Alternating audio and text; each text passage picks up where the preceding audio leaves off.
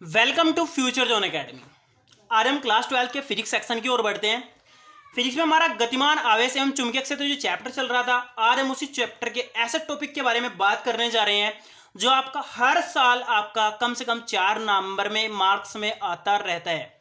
आप लोग वीडियो को ध्यान से देखिएगा और मैं आप लोगों को प्रॉमिस करता हूं कि आपका 4 नंबर का इस साल भी आएगा और आप लोग वीडियो को बिल्कुल भी स्किप मत कीजिएगा।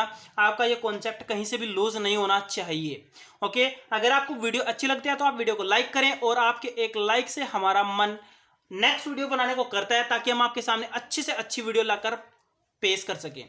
ओके, और अगर आप हमारे स्पेशल बैच से जुड़ना चाहते हैं तो आप 8755084148 पर आप संपर्क कर सकते हैं। और इस बैच में आपको कैसे पढ़ाया जाएगा आप लोग उसके लिए एक वीडियो देख सकते हैं जो हमारे चैनल पर ही पड़ी है, जिसका नाम है ऑनलाइन कैसे पढ़ें। तो आइए शुरू करते हैं आज का टॉपिक। तो वो जो आपका इंपॉर्टेंट पार्ट है वो है आपका दो समांतर धारावाही चालक तार के बीच चुंबकीय बल। तो आप लोग इस टॉपिक को ध्यान से समझिएगा, तो आप लोग पेशेंस बनाकर रखिए। तो मैं आपको इसको समझाने का प्रयास करता हूं। तो देखिए, अगर आपके दो चालक जो तार हैं, मान लो मैंने एक तार आपका I1 मान लिया जिसके अंदर I1 धारा मान रही है, बाहर बह रही है, ये मैंने आपका क्या मान लिया, पहला चालक तार मान लिया।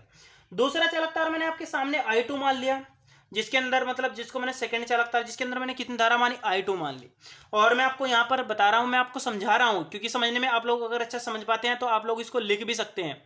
तो लिखने के लिए आप नोट्स जरूर परचेज करिए। तो देखिए, इन दोनों बीच की दूरी मैं कितनी मान लेता हूँ, R मान लेता हूँ। कितनी मान लेता हूँ, R। अब आप देखिए, जब ये चालक तार है और इससे R दूरी पर कोई दूसरा चालक तार है, मान लो ये मैंने कोई पॉइंट मान लिया, तो इस पॉइंट पर इसके कारण यानी पहले चालक तार के कारण चुंबकीय क्षेत्र तो होगा। तो यानी कि आपका क्या होगा, सेकंड तार पर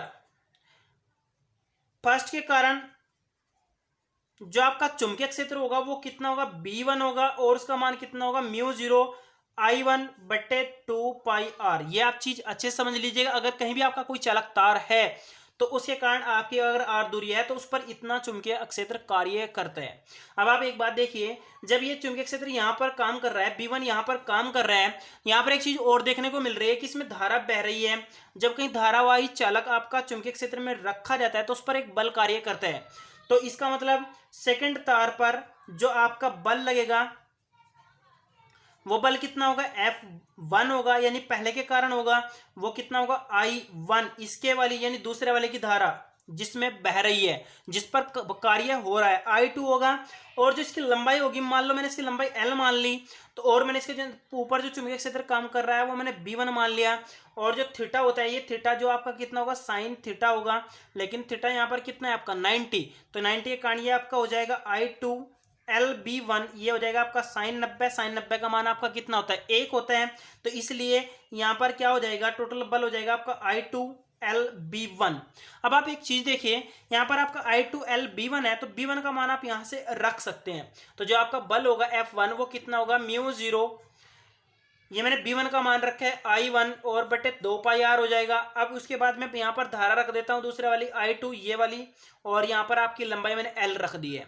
तो यहाँ पर अगर मैं इस लंबाई को भाग दूं तो प्रति एकांक लंबाई पर जो आपके बल होगा वो होगा μ0 I1 I2 बटे कितना, 2πr। ओके, ये आपका प्रति एकांक लंबाई पर बल निकल गया, यानी किसके कारण, I1 के कारण। किस पर बल, I2 पर निकल गया है। यानी पहले चालक तार के कारण दूसरे चालक तार पर जो बल का मान निकला है वो आपका ये निकल गया। अब हम दूसरे के बारे में बात करते हैं, क्योंकि दूसरे के अंदर भी धारा I2 बह रही है और इससे भी R दूरी पर I1 चालक तार है, तो इसके कारण भी चुंबकीय क्षेत्र क्या होगा, यानी सेकंड यानी तार के कारण, यानी सेकंड तार के कारण जो हमारे पास फर्स्ट पर जो है ना चुंबकीय क्षेत्र काम करेगा वो B2 होगा। और इसका फॉर्मूला क्या होगा, μ0 जो सेकंड में धारा बह रही I2 बटे कितना हो जाएगा, 2πr। दूरी आपकी सेम है तो यहाँ पर 2πr ही हो जाएगा। ओके, तो ये अब देख रहे हैं तो इस पर चुंबकीय क्षेत्र कितना काम करेगा, B2। अब बात वही, कौन से वाली बात वही होगी कि जब चुंबकीय क्षेत्र है, चुंबकीय क्षेत्र में कोई धारावाही चालक तार रखा है तो इस पर क्या होगा, चुंबकीय बल कार्य करेगा। तो यानी कि आपका क्या होगा, सेकंड के कारण, यानी सेकंड के कारण आपका यानी फर्स्ट पर जो बल होगा वो आपका कितना होगा, F2 होगा। और उसका फॉर्मूला I जो इसके अंदर धारा बही यानी I1 और L इसकी टोटल लंबाई मैंने L मान ली, और जो B2 यानी जो चुंबकीय क्षेत्र B2 इसके ऊपर कार्य कर रहा है वो ले लिया है। और यहाँ पर आपका साइन यहाँ पर थीटा हो जाएगा। आप देखेंगे कि थीटा का मान 90 है, तो मैंने पहले ही 90 रख दिया, तो यानी कि आपका मान हो जाएगा I1 L B2। अब आप B2 का मान रख सकते हैं, तो B2 का मान मैं पहले रख लेता हूँ μ0 I2 और बट्टे में आपका कितना हो गया 2 पाई आर। उसके बाद ये धारा मैंने I1 रख ली, और ये फिर मैंने क्या कर दिया L का मान रख दिया है। तो अब मैं अगर निकालूं प्रति एकांक लंबाई पर बल यानी F2 बटे L का मान निकाल लूं तो कितना होगा μ0 I2 I1 बटे कितना हो जाएगा 2 पाई आर। आप देखेंगे कि ये मान और ये मान क्या है बराबर है। तो जब दोनों मान बराबर है तो अब हम क्या करेंगे, इसकी दिशा निकालेंगे। तो इसकी दिशा कैसे निकालेंगे हम, इसकी दिशा हम फ्लेमिंग के बाएं हाथ के नियम अनुसार निकाल सकते हैं। तो बाएं हाथ मेरा ये है, तो मैं क्या कर लेता हूं यहाँ पर दिख देता हूं, यहाँ पर F हो जाएगा और यहाँ पर हमारे पास B चुंबकीय क्षेत्र हो जाएगा। और यहाँ पर मैं क्या निकाल सकता हूँ, यहाँ पर मैंने I धारा निकाल ली, तो यहाँ पर हम F की दिशा ज्ञात कर सकते हो। जैसे मैं यहाँ पर रखूंगा तो देखिए मैंने धारा वाला पोर्शन ऊपर की तरफ लगाया और ये B चुंबकीय क्षेत्र में नीचे की तरफ लगा। तो आप देखेंगे कि जब धारा समान होगी तो धारा समान होने पर ये एक दूसरे को आकर्षित करेंगे यानी अपनी ओर खींचेंगे। तो कुछ समय पश्चात इनकी आकृति कैसी हो जाएगी, ऐसी हो जाएगी। यानी ये आपकी I1 धारा होगी और ये आपकी क्या होगी I2 धारा होगी। तो ये एक दूसरे को क्या करेंगे, आकर्षित करेंगे। अगर मैं बात करूं विपरीत की, अगर इनमें धारा क्या हो विपरीत हो तो भी आपका प्रोसीजर ऐसा हो जाएगा, ये धारा विपरीत हो जाएगी। कुछ टाइम बाद ये आपके ऐसे दूर दूर पहुंच जाएंगे। ओके, आप लोग इसको अच्छे से समझ लीजिएगा। अगर धारा आपकी समान होती है तो ये आपके पास पास आएंगे, और अगर धारा आपकी विपरीत होती है तो ये आपके क्या होंगे, दूर दूर जाएंगे। क्लियर। आइए थोड़ा आगे बढ़ते हैं। ये टॉपिक आपका क्लियर हो गया होगा। अगर आपको वीडियो नहीं समझ आई है तो आप लोग वीडियो को एक बार रिपीट करके देखिएगा, और अगर समझ आ गई है तो आप वीडियो को लाइक करिएगा ताकि हम आपके सामने जल्द ही नेक्स्ट पार्ट की वीडियो भी लेकर आए। आइए थोड़ा आगे बढ़ते हैं।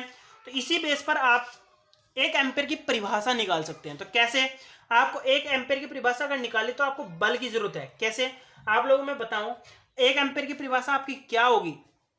अगर दो चालक तार में I1 और दूसरे चालक तार में I2 धारा बह रही है और दोनों धारा का मान 1 एम्पीयर है, कितना है 1 एम्पीयर है, तो इस एम्पीयर को आप कैसे ज्ञात कर सकते हो। तो देखिए इनकी दूरी आप 1 मीटर रख दीजिए और इनके बीच में बल ज्ञात कर लिया आप 2 × 10⁻⁷। तो आप परिभाषा बनाएंगे, जब दो चालक तार जिनमें समान धारा बह रही है 1 मीटर की दूरी पर रखे होंगे और उनके मध्य जो कार्यरत बल होगा प्रति एकांक लंबाई पर वो बल होगा 2 × 10⁻⁷ न्यूटन प्रति मीटर। तो जब ये बल होगा और दोनों में समान धारा बह रही होगी और वे 1 मीटर की दूरी पर होंगे तो उनमें जो धारा होगी वो आपकी 1 एम्पीयर होगी।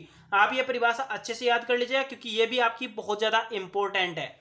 इस प्रकार आप इसको परिभाषित कर सकते हैं। समझ आ गया होगा ना। और अगर आप इसको समझ पाते हैं तो आप वीडियो को लाइक करें और हमारे चैनल को ज़्यादा से ज़्यादा सब्सक्राइब करें।